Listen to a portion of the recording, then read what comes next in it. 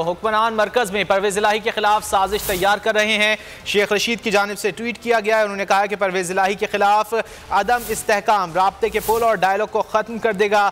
सियासी pressure cooker सियासी चूल्हे से ना हटाया तो फट जाएगा। शेख रशीद ने अपने ट्वीट में मजीद लिखा कि 21 तारीख को लियाकत बाग में इमरान खान बड़ा जलसा करेगा। तोशाखाना और फंडिंग केस इमरान खान का कुछ नहीं बिगाड़ सकते।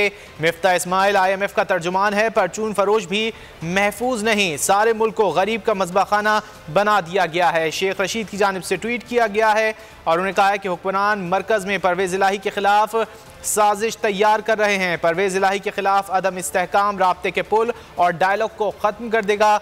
सियासी प्रेशर कुकर सियासी चूल्हे से ना हटाया तो फट जाएगा।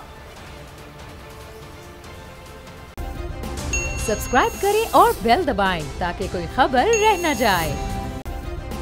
सब्सक्राइब करें और बेल दबाएं ताकि कोई खबर रह न जाए।